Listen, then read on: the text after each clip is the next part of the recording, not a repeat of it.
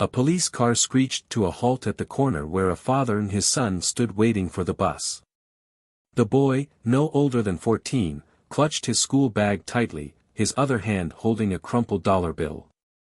The air was thick with the exhaust fumes of the city, but even that wasn't as suffocating as the moment about to unfold. The officer stepped out, his boots hitting the ground with authority, his sunglasses reflecting the boy's startled face. "What do we have here?" he sneered, eyeing the boy up and down. Without waiting for an answer, he continued. "You look like you're up to no good. Empty your pockets." The father immediately stepped forward, his voice calm but firm. "Is there a problem, officer? My son hasn't done anything wrong." The officer turned his gaze to the father, his tone dripping with condescension. "I wasn't talking to you. Unless you want trouble, I suggest you stand back." He gestured to the boy. "Come on, kid. Let's see what you're hiding." The boy hesitated, looking up at his father for guidance. The man's jaw tightened, but before he could respond, the officer grabbed the boy's arm. "What's this?" the officer barked, yanking the dollar bill out of the boy's hand. "Where'd you get this money? Steal it from someone?" "Huh. I bet you did." The boy's voice cracked as he stammered, "No, sir, I didn't steal it. It's my allowance." "Allowance?" the officer mocked, holding the bill up as if it were evidence in a major crime. "Kids like you don't get allowances. This is stolen, no doubt about it." He smirked, pocketing the dollar. "Consider this confiscated." The father's eyes burned with rage, but he held himself back. "Officer, you have no right." "I have every right," the officer interrupted. "Now step back before I arrest you for obstructing justice." The humiliation was palpable, and the boy's eyes filled with tears as he clung to his father's arm. People nearby had started to notice, their whispers adding another layer of discomfort to the scene. But the officer didn't care. He seemed to revel in the power he held in that moment, his smug grin growing wider with each second. As the officer turned to leave, his taunting words lingered in the air. "Next time, teach your kid not to walk around looking suspicious. Maybe he'll stay out of trouble." The boy's father didn't move. His eyes followed the officer as he strutted back to his car, unaware of the storm he had just unleashed. The man didn't raise his voice, didn't lash out. Instead, he took a deep breath, his hand resting protectively on his son's shoulder. The officer drove off, confident he'd humiliated yet another family without consequence. What he didn't know was that this was far from over. What the officer had failed to notice, in his blind arrogance, was the badge peeking out from under the father's jacket. This wasn't just any man. This was a sheriff, one who knew every law, every protocol, and every weakness in a system designed to protect men like the officer. But this wasn't just about the law. This was personal. This was about dignity, about teaching a lesson that couldn't be ignored. The father's face remained stoic as he guided his son away from the scene, but his mind was already racing. He knew exactly what to do, and he wouldn't stop until justice was served, not just for his son, but for every other child who had been humiliated, silenced, and robbed of their humanity by the very people sworn to protect them. As they walked away, the father's phone buzzed in his pocket. He glanced at the screen, his lips curling into a determined smile. The wheels were already in motion. What would happen next would shock not just the officer, but the entire department, and the community watching closely. How far would a father go to defend his son's honor? What secrets would come to light? And what consequences would the officer face when his darkest actions were dragged into the spotlight? This is a story about justice, resilience, and the lengths one man will go to ensure his son never has to feel powerless again. But nothing is as simple as it seems, and the path to redemption, or retribution, is full of twists no one could predict. Stay tuned to find out what happens when the tables turn in a way no one saw coming. At Plow of Twist, we stand firmly against all forms of racism and discrimination. To every black viewer watching this video, we want you to know that your story, your voice, and your experiences matter deeply. Our mission is to highlight justice, resilience, and the triumph of those who stand tall in the face of injustice. This channel is a safe space, and we're committed to telling stories that inspire and provoke thought. Sit back and enjoy an emotional and gripping journey with today's narrative. If you haven't already, don't forget to subscribe to Plow of Twist for more compelling stories that make you think, feel, and grow. Now, let's dive into a powerful story. The early morning sun poured over the bustling streets of the small city where Marcus Evans had spent most of his life. It was a place of contradictions, vibrant and full of promise on one hand, yet tainted by the quiet but persistent undertones of prejudice and injustice that lurked beneath its surface. Marcus, a man of towering presence and quiet authority, was a respected figure in the community. His uniform carried the weight of his title as sheriff, but it was his unwavering sense of justice and calm demeanor that earned him the trust of those around him. Marcus wasn't the type to seek the spotlight.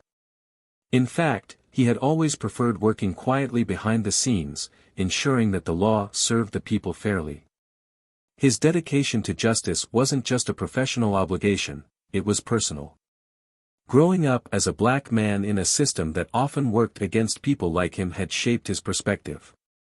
He understood the struggles that came with trying to prove your worth in a world quick to underestimate you, and he had vowed to make things better for his family and his community. That morning, Marcus had chosen to accompany his son, Elijah, to the bus stop.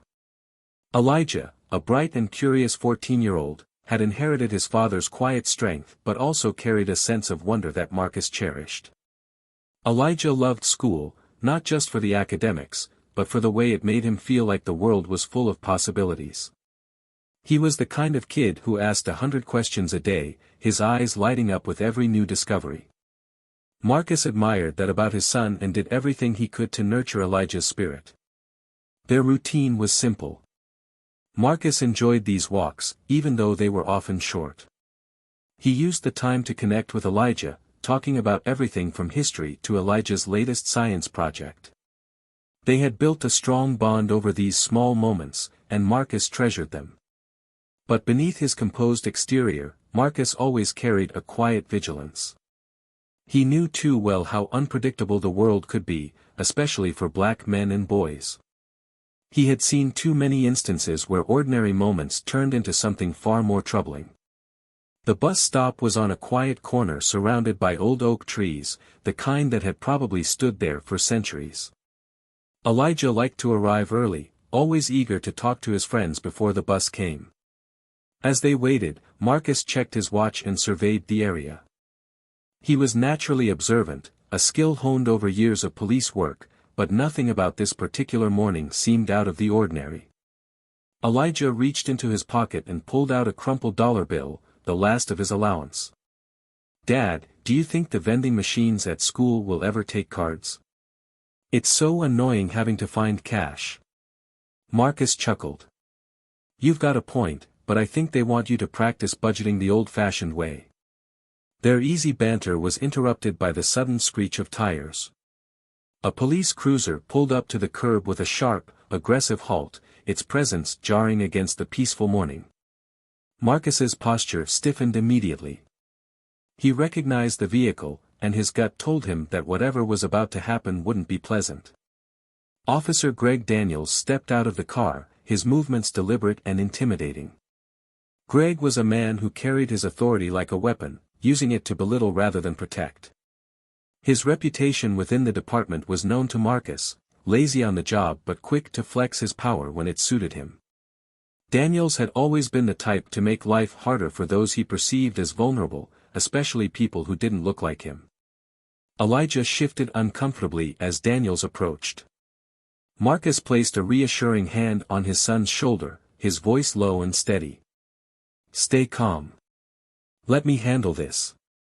Daniels wasted no time, his voice cutting through the air like a blade. "What's going on here? You two waiting for something?" His gaze zeroed in on Elijah, ignoring Marcus entirely. "You look like you've got something you shouldn't. Let's see what's in your pockets." Elijah's eyes widened, and he instinctively looked up at his father. Marcus stepped forward, his tone measured but firm. "Officer, my son isn't carrying anything illegal. There's no need for this." Daniel smirked, clearly unimpressed. "I wasn't talking to you. Kid, empty your pockets, or I'll do it for you." Marcus felt his fists clench at his sides, but he forced himself to stay composed. He knew how easily situations like this could escalate. "Officer, there's no justification for this. My son hasn't done anything wrong." Daniels ignored him, reaching out to grab Elijah's arm. The boy flinched, and Marcus stepped in, his voice sharper now. "That's enough. You're out of line." But Daniels wasn't interested in hearing reason.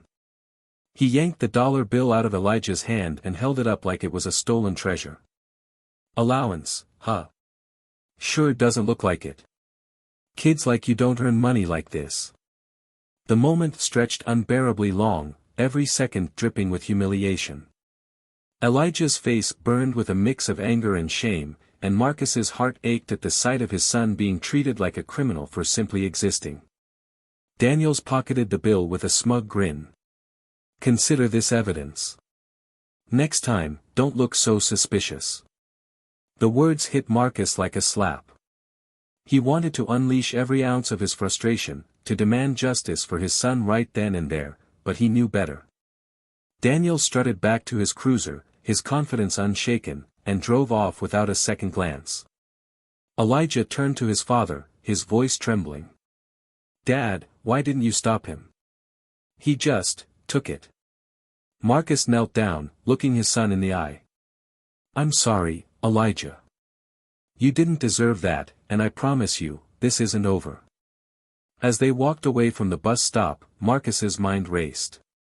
He knew he couldn't let this slide, not for Elijah, not for any other child who might face the same injustice. His son deserved better. They all did. And as a sheriff, Marcus had the power to make things right.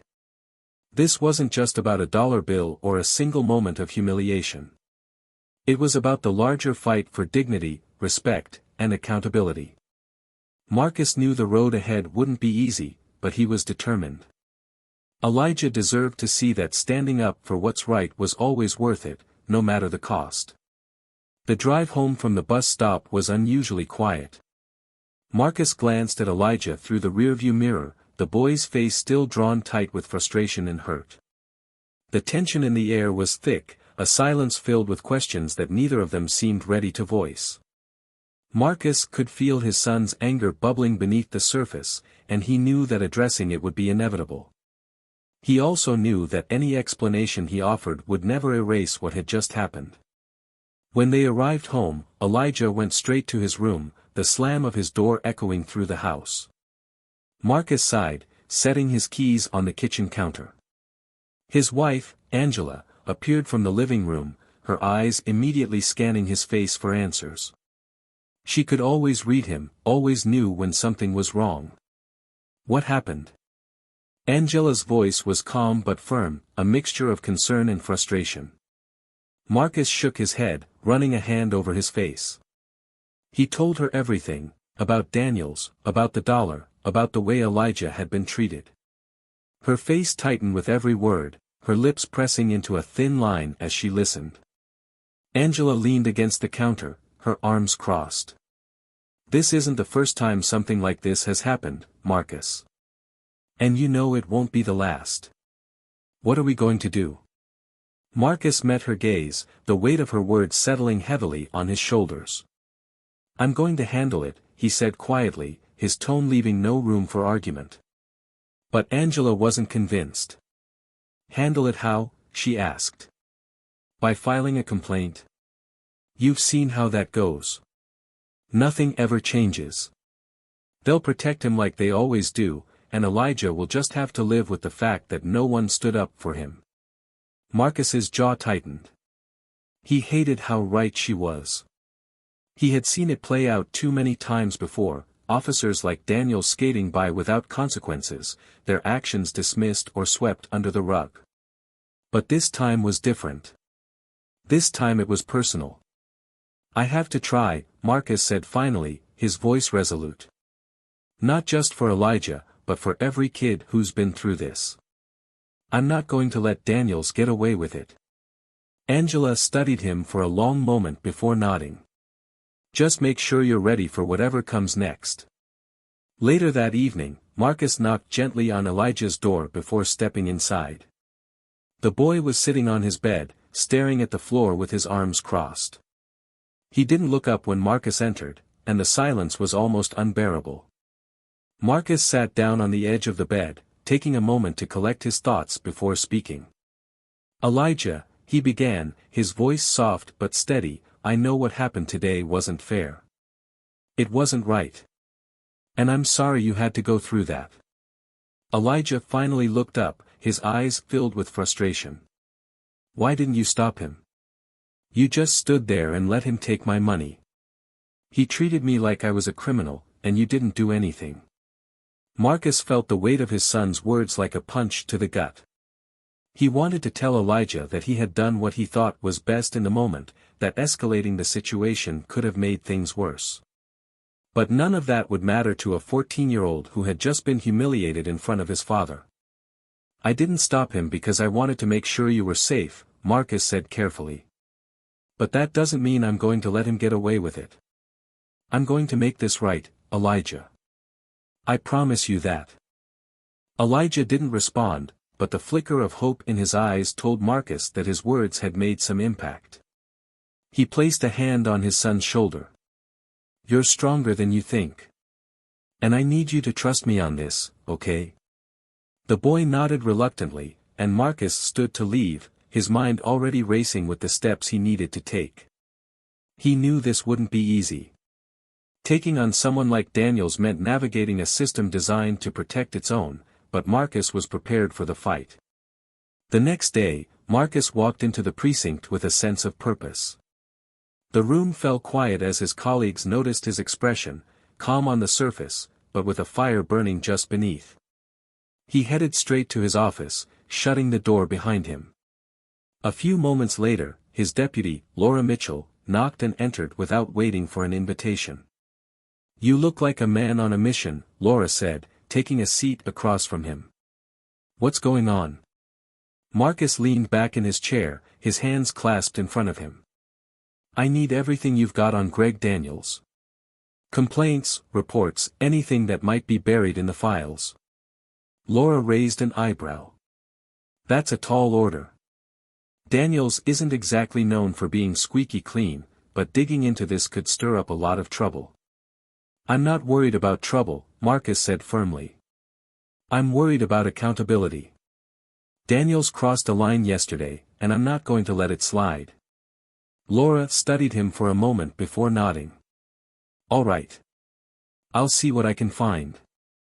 Just be careful, Marcus. You know how this department works. As Laura left the office, Marcus felt the weight of what he was about to do settle on his shoulders. He knew he would face resistance, not just from Daniels but from others within the department who would see this as a betrayal. But he also knew he couldn't back down. Over the next few days, Marcus dug deeper into Daniels' record, uncovering a pattern of behavior that painted a clear picture of a man who had abused his power for years. There were complaints from citizens, warnings from supervisors, even reports of misconduct that had mysteriously disappeared from the files. The more Marcus uncovered, the angrier he became. This wasn't just about one bad cop. It was about a system that had allowed him to thrive. As the evidence piled up, Marcus began to piece together a plan. He couldn't take Daniels down alone, but he knew there were people in the community who would stand with him. He reached out to local leaders, activists, and even some of his own colleagues who had grown tired of the corruption. Slowly but surely, a movement began to take shape. But Daniels wasn't blind to what was happening. He had noticed the shift in the department, the way people looked at him differently, the whispers that stopped when he entered the room.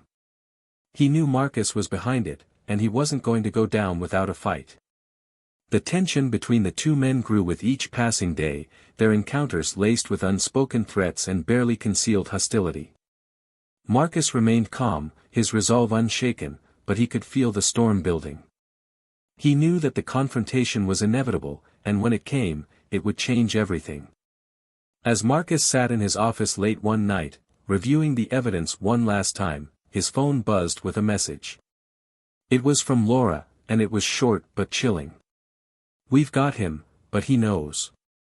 Be careful." Marcus stared at the screen, his heart pounding.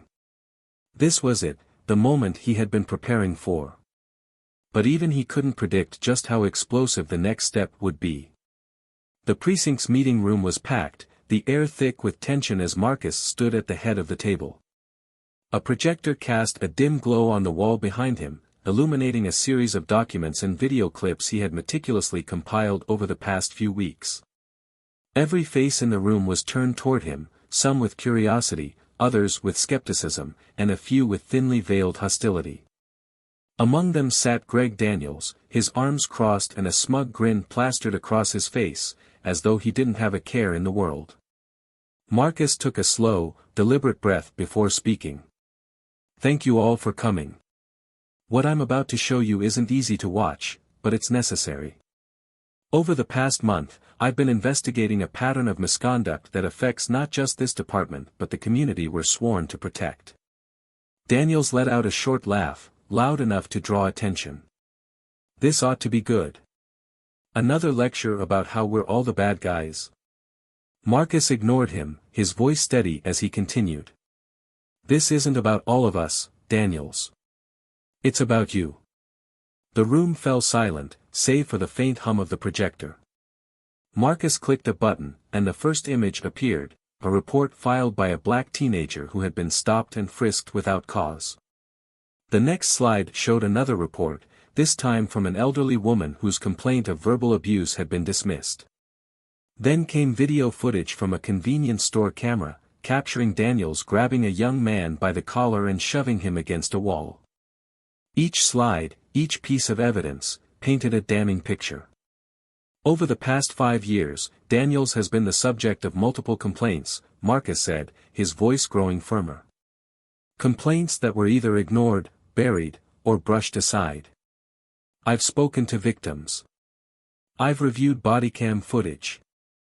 And what I've found is a pattern of abuse, intimidation, and outright corruption." Daniels leaned back in his chair, his smirk fading slightly. "This is a joke.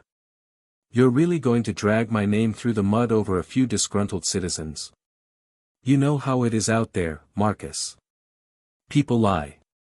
They twist things to make us look bad." Marcus stepped closer, his eyes locking onto Daniels with unflinching intensity. "These aren't just complaints. They're facts, backed by video evidence, eyewitness testimony, and even your own reports. You've taken advantage of your badge to harass, humiliate, and exploit the very people you're supposed to serve." The tension in the room was palpable as Marcus clicked to the final slide. It was a still frame from the bodycam footage Daniels had tried to have erased, a frame that showed him pulling a dollar bill from Elijah's hand. The room erupted into murmurs, a mix of shock and disbelief. Daniels shot to his feet, his face red with anger. "You're out of line, Marcus. You think you can come after me like this? You've got nothing. None of this will hold up." Marcus remained calm, his voice steady but cutting. "It's already holding up. The footage has been authenticated. Witnesses are prepared to testify. And as of this morning, Internal Affairs has been notified." The color drained from Daniels's face, his bravado faltering for the first time. "You're making a mistake," he said, his voice low and threatening. "You think you're some kind of hero, but you're just a fool who doesn't understand how the real world works." Marcus stepped closer, his voice unwavering. "The real world is exactly why I'm doing this. People like you think they can get away with anything because the system protects you. But not this time. This time, you're going to face the consequences." Before Daniels could respond, the door to the meeting room opened, and 2 agents from Internal Affairs stepped inside. Their presence sent a ripple through the room, and Daniels's confidence crumbled entirely. One of the agents spoke, her tone professional but firm. Greg Daniels, you're under investigation for misconduct, abuse of power, and corruption. We need you to come with us. Daniels froze, his eyes darting around the room as if searching for an escape. You can't do this, he said, his voice rising. This is a setup. Marcus is trying to take me down because he doesn't like me. The agent stepped forward, holding out a pair of handcuffs. We have more than enough evidence to proceed. Now, please cooperate. Daniels looked at Marcus, his expression a mix of rage and desperation. You're going to regret this. You're going to wish you never messed with me. Marcus didn't flinch. The only thing I regret is not doing this sooner. The room watched in stunned silence as Daniels was handcuffed and escorted out. Some of the officers exchanged uneasy glances, while others seemed relieved that justice was finally being served. Marcus turned back to the remaining officers, his voice steady but resolute. This isn't just about one man, he said. It's about the kind of department we want to be. We took an oath to protect and serve, and that means holding ourselves to a higher standard. If any of you have questions about what's right or wrong, now is the time to ask them. Because the people out there deserve better than what we've been giving them. As the officers filed out of the room, Laura approached Marcus, her expression a mix of admiration and concern. You did the right thing, she said quietly. But you know this isn't over. Marcus nodded, the weight of what had just happened settling heavily on his shoulders. It's never over, he said. But at least it's a start. He glanced out the window, the city sprawling before him. For the first time in a long time, he felt a glimmer of hope, not just for himself, but for Elijah, and for everyone else who had ever been made to feel powerless. The fight wasn't finished, but today, he had taken a step in the right direction. As the door to the meeting room closed behind the internal affairs agents escorting Daniels, the tension that had filled the space lingered like an unwelcome guest. Marcus stood in place for a moment, his hands resting on the table, his gaze fixed on the papers and images scattered before him. The weight of what had just transpired pressed against his chest. He had won this battle, but the war wasn't over.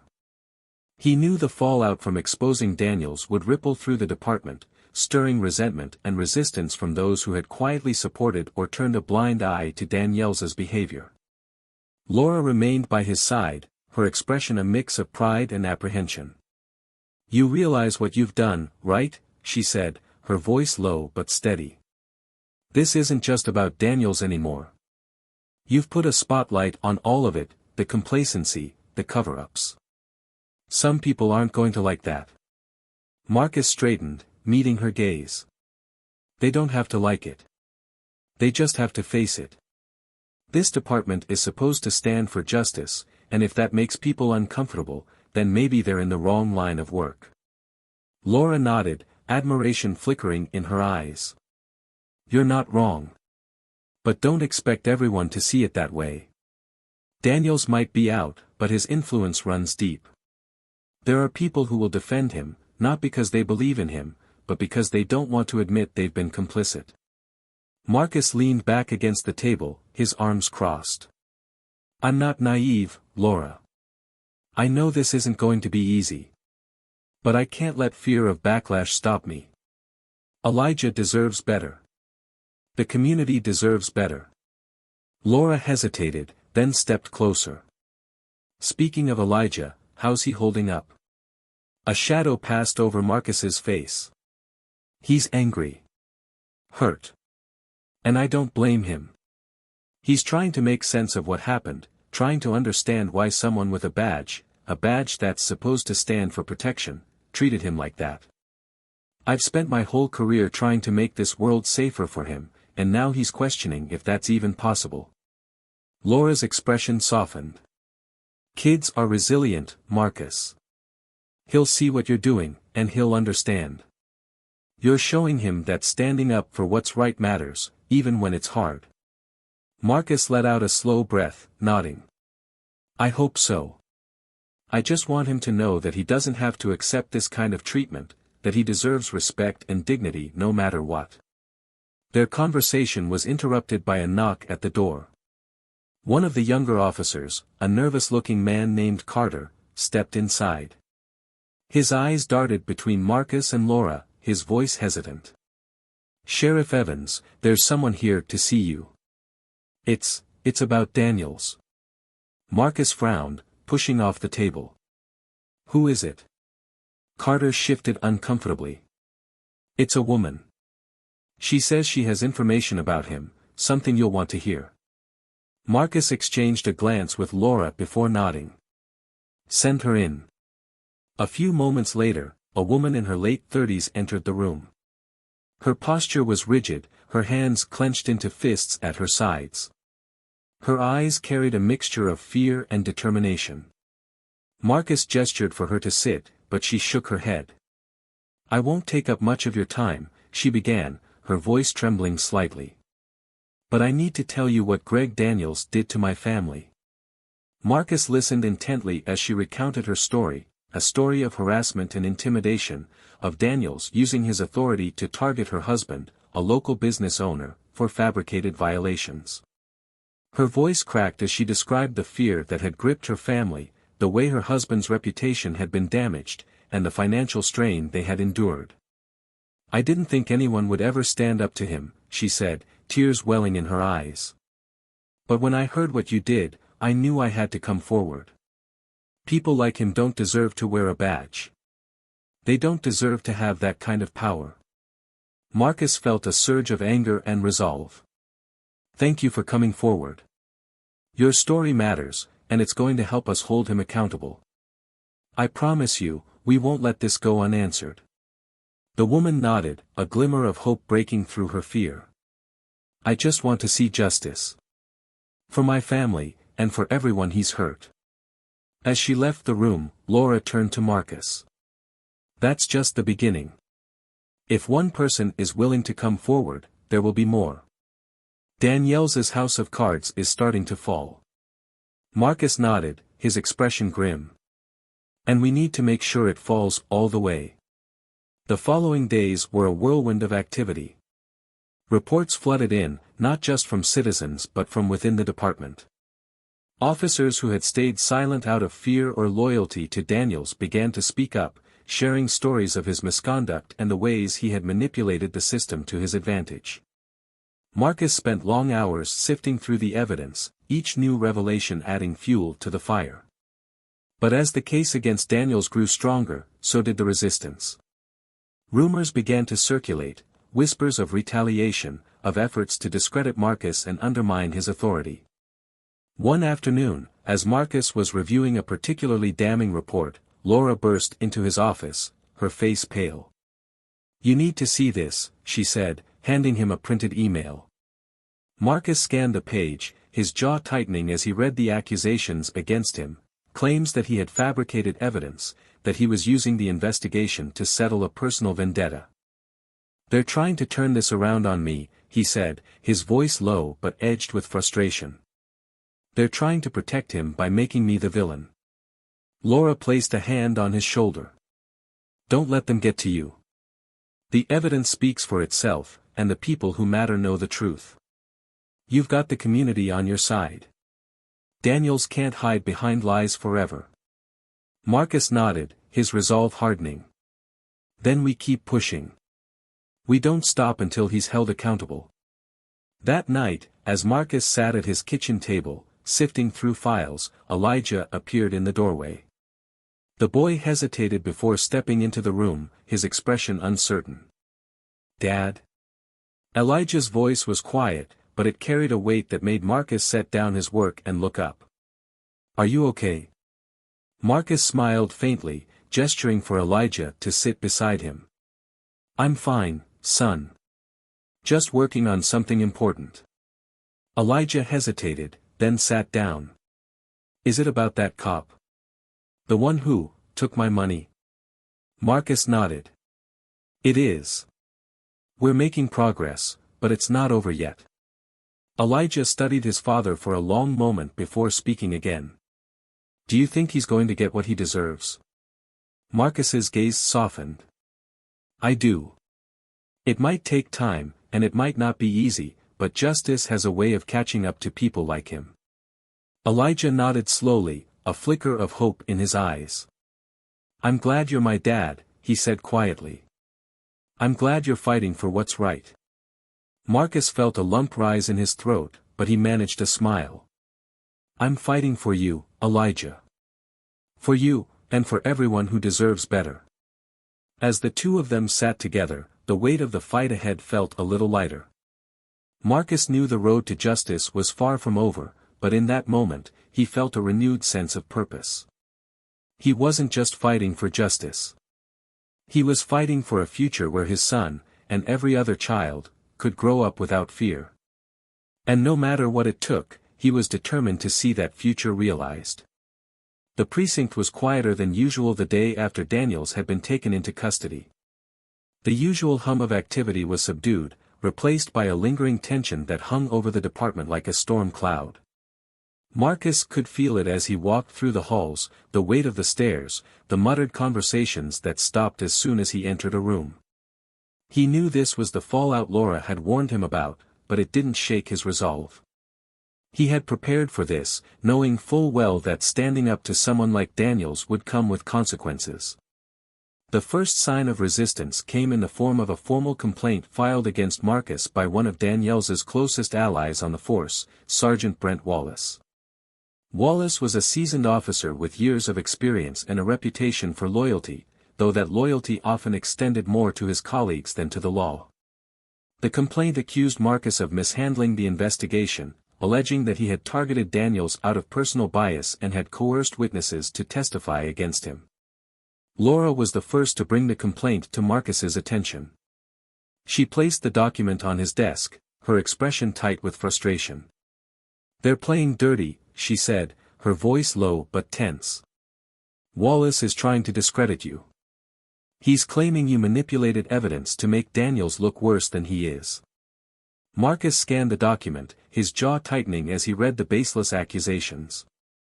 "It's exactly what I expected," he said, his tone calm despite the anger simmering beneath the surface. "They're trying to protect themselves by painting me as the villain. But they won't get away with it." Laura crossed her arms, her gaze steady. "What's the plan? You know this isn't just about Daniels anymore. If Wallace and his group get their way, they'll bury everything you've worked for." Marcus leaned back in his chair, his mind already racing with possibilities. "The evidence speaks for itself. Wallace can file as many complaints as he wants, but the truth is on our side. What we need to do is keep the focus on Daniels, on what he's done and the impact he's had on this community. If we let them shift the narrative, we lose." Laura nodded, her resolve matching his. "Then we don't let them. I'll make sure everything we've uncovered stays in the spotlight. No one's going to forget what Daniels has done, not if we have anything to say about it." The next few days were a whirlwind of media coverage and community outrage. News outlets picked up the story of Daniels's arrest and the allegations against him, sparking a firestorm of debate. Protests erupted outside the precinct, with citizens demanding accountability not just for Daniels but for the department as a whole. Marcus found himself at the center of the storm, fielding questions from reporters and community leaders alike. One evening, as Marcus stood in front of a crowd at a community meeting, he felt the weight of every pair of eyes on him. The room was packed, the air heavy with tension and expectation. He took a deep breath before speaking, his voice steady but filled with emotion. "I know many of you are angry," he began, his gaze sweeping over the crowd. "You have every right to be. What happened to my son, to so many others in this community, is unacceptable. And I won't stand here and make excuses for it. What I can promise you is that this department will change. We will hold ourselves accountable. We will rebuild your trust." A man in the back of the room stood up, his voice cutting through the murmurs. "How do we know this isn't just talk? We've heard promises before, but nothing ever changes." Marcus met the man's gaze, his expression resolute. "Because this time, we're not stopping at promises. Daniels is just the beginning. We're taking a hard look at this department, at every policy, every practice that allows people like him to abuse their power. And we're not doing it alone. I want this community involved. I want your voices, your experiences, to guide us. This is your department as much as it is mine. The room fell silent for a moment before a woman in the front row spoke up, her voice trembling but determined. We've waited a long time for someone to say that. Don't let us down. I won't, Marcus said, his voice firm. We won't. The meeting ended with a mix of cautious optimism and lingering skepticism. As Marcus made his way to his car, he was stopped by a young woman who had been sitting near the back of the room. She introduced herself as Maya, a college student studying criminal justice. Her eyes were filled with a mixture of admiration and uncertainty. Sheriff Evans, she began, her voice hesitant, I just wanted to say thank you. For what you're doing. It means a lot to see someone in your position actually listening to us. Marcus smiled faintly, his exhaustion evident but his determination unshaken. Thank you, Maya. It's people like you who keep me going. Don't stop speaking up. Your voice matters more than you know. As the days turned into weeks, the case against Daniels continued to unfold. More witnesses came forward, their testimonies painting an even darker picture of his abuse of power. The department faced mounting pressure to enact meaningful reforms, and Marcus found himself at the forefront of a movement that was both exhilarating and overwhelming. But the resistance didn't stop. Wallace and his allies continued to push back, their attempts to undermine Marcus growing more desperate with each passing day. One evening, Marcus received an anonymous tip about a meeting being held by a group of officers loyal to Daniels. The tipster warned that they were planning to rally support within the department to oust Marcus and derail the investigation. Marcus knew the risk of confronting them directly, but he also knew he couldn't afford to ignore the threat. With Laura by his side, he decided to attend the meeting, walking into the room with the same quiet authority that had defined his career. The officers fell silent as he entered, their expressions a mix of surprise and defiance. I hear you've got something to say, Marcus began, his tone calm but firm. So let's hear it. One of the officers, a burly man named Carter, stepped forward. You've got a lot of nerve showing up here, Evans. You think you can tear this department apart and just walk away unscathed? Marcus's gaze didn't waver. This department isn't falling apart. It's being rebuilt. And if you think holding people accountable is the same as destroying something, then maybe you're part of the problem. The tension in the room was thick enough to cut with a knife. For a moment, it seemed as though the standoff might escalate, but then a voice from the back of the room spoke up, a young officer who had been silent until now. He's right, the officer said, his voice steady but tinged with uncertainty. We can't keep ignoring this. What Daniels did was wrong. And if we don't stand for what's right, then what's the point of any of this? The room fell silent again, the weight of the words hanging heavy in the air. Slowly, one by one, other officers began to voice their agreement, their reluctant acknowledgement that change was necessary. Wallace remained silent, his expression dark, but Marcus could see the cracks beginning to form in his facade. As Marcus left the meeting that night, he felt a sense of cautious hope. The battle wasn't over, but for the first time, he could see the possibility of real change. The road ahead would be long and fraught with challenges, but Marcus was ready. He had promised Elijah, his community, and himself that he would fight for justice, and he intended to keep that promise, no matter the cost. The atmosphere in the precinct had shifted after Marcus's confrontation at the meeting. The silence that used to feel like tension now carried an undercurrent of uncertainty, a subtle hum of questions and unspoken doubts. Marcus could feel the shift, but he didn't trust it entirely. Change wasn't instantaneous, and skepticism was a natural response to years of complacency. Still, there were glimmers of progress, moments when officers approached him quietly to share their support or confess their own doubts about the department's past. One afternoon, as Marcus was reviewing files in his office, a knock at the door broke his concentration.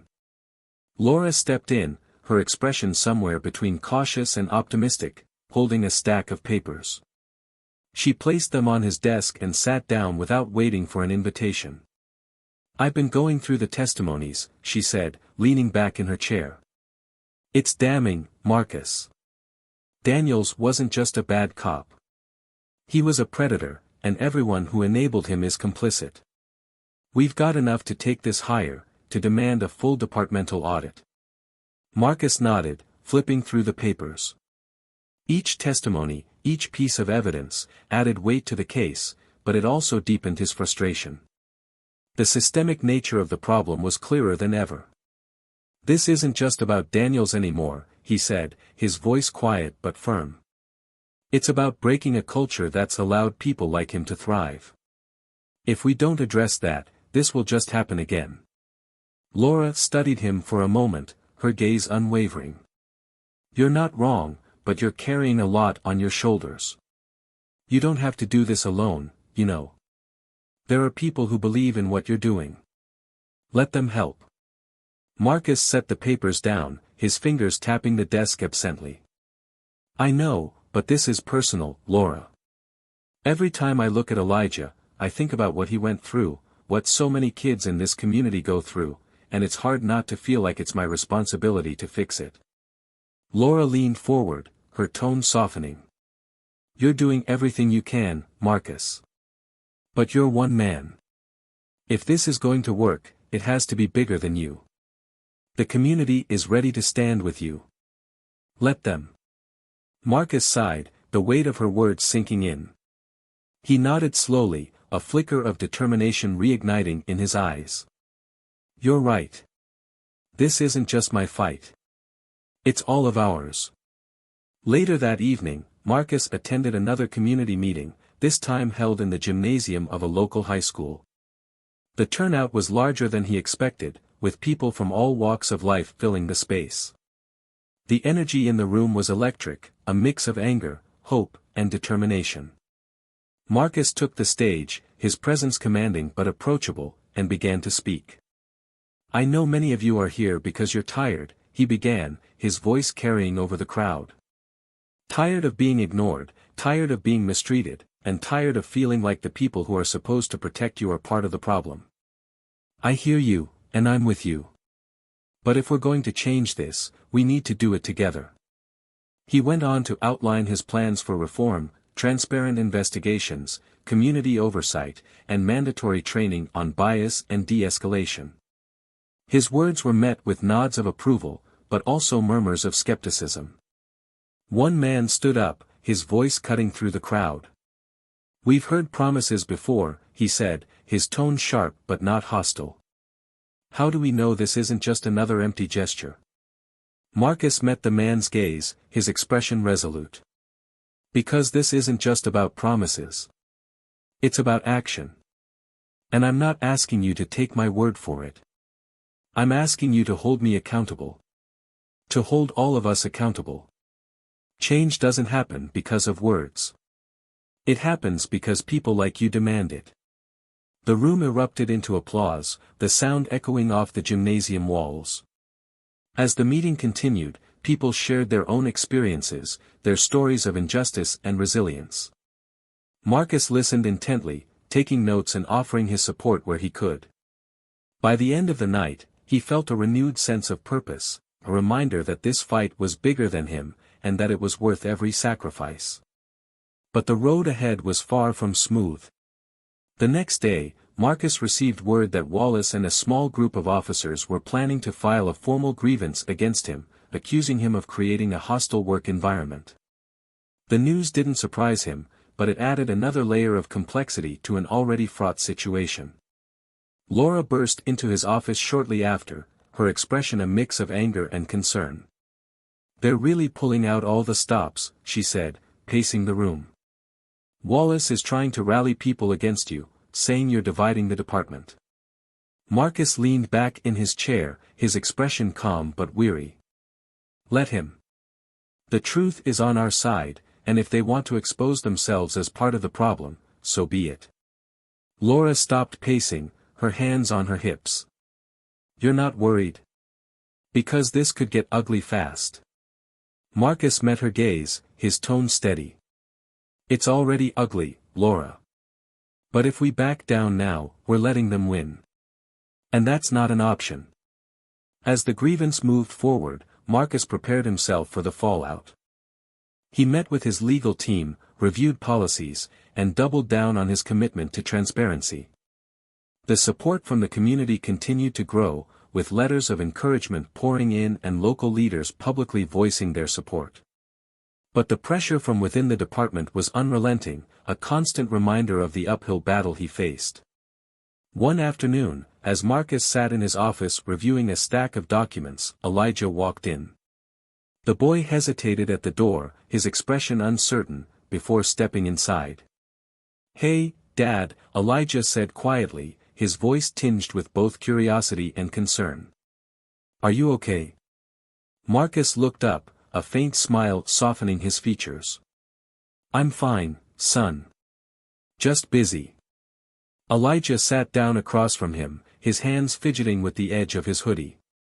"Is it about the cop? The one who, you know?" Marcus nodded, setting the papers aside. "It is. There's a lot going on, but we're making progress." Elijah hesitated before speaking again, his voice barely above a whisper. "Do you think it's worth it? All this trouble, just to stop one guy?" Marcus leaned forward, his gaze steady. "It's not just about one guy, Elijah. It's about making sure what happened to you doesn't happen to anyone else. It's about showing people that they deserve respect, that they have a voice. It's hard, and it's messy, but it's worth it. You're worth it." Elijah's eyes shimmered with emotion, and he nodded slowly.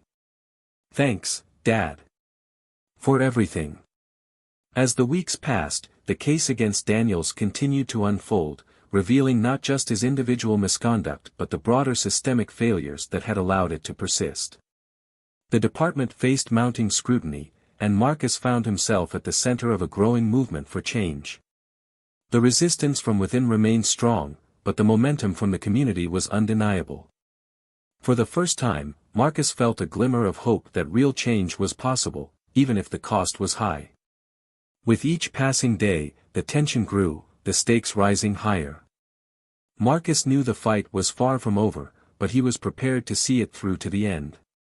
For Elijah. For the community. For justice. The days stretched into weeks, and the pressure on Marcus grew heavier with every passing moment. The investigation into Daniels had expanded, uncovering layers of corruption that extended beyond what Marcus had initially anticipated. What started as an effort to hold one man accountable had become a broader reckoning for the entire department.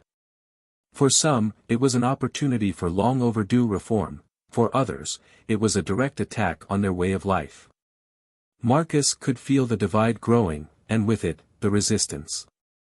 Late one evening, Marcus sat in his office, the glow of his desk lamp casting long shadows across the room.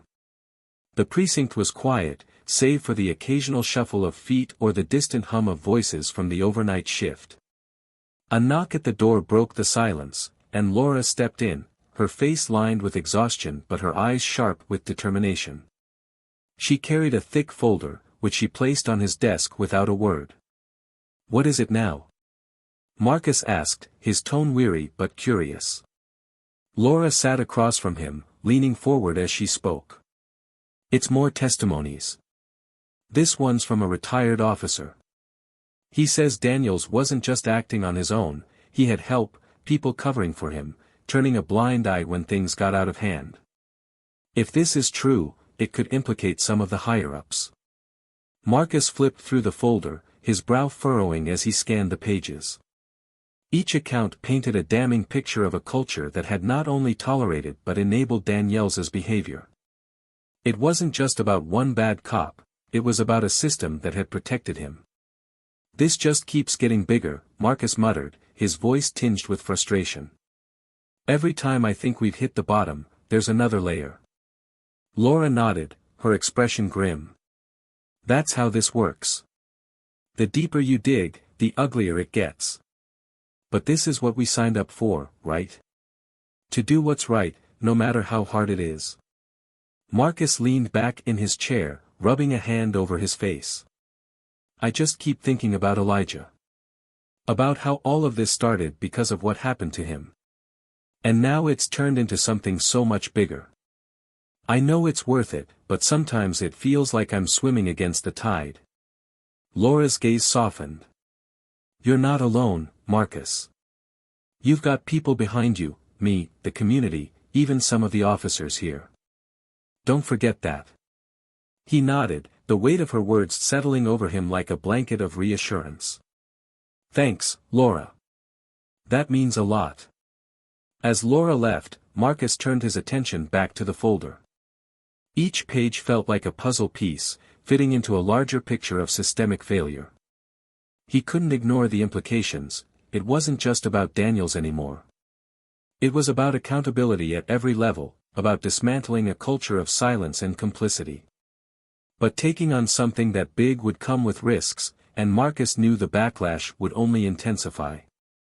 The next morning, as Marcus walked into the precinct, he was met with stares that ranged from cautious to outright hostile. He could hear the whispers, the murmurs of discontent among those who felt threatened by his efforts. It was nothing new, but today it felt heavier, more pointed. As he made his way to his office, he was stopped by Sergeant Wallace, who leaned against the doorway with a smug grin. Morning, Sheriff, Wallace said, his tone dripping with condescension. Heard you've been busy. Digging up dirt on everyone, huh? Must be exhausting. Marcus didn't break stride, brushing past him without a word. But Wallace wasn't done. He stepped into the office, closing the door behind him and crossing his arms. You think you're some kind of hero, don't you? Wallace sneered.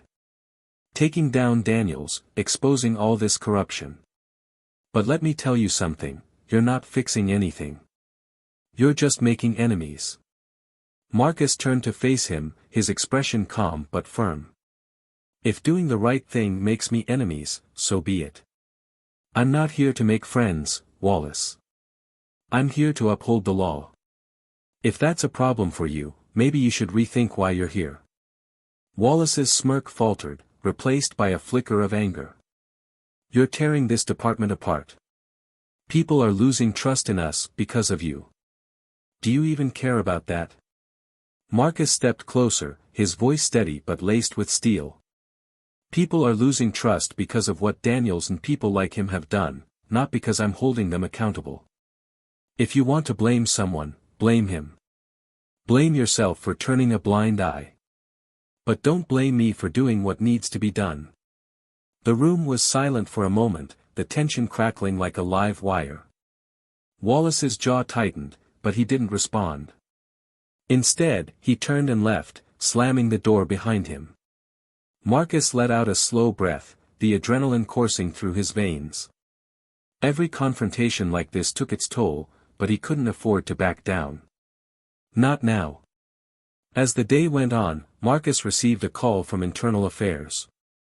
They had reviewed the latest evidence and were preparing to expand their investigation to include several other officers implicated in the testimonies.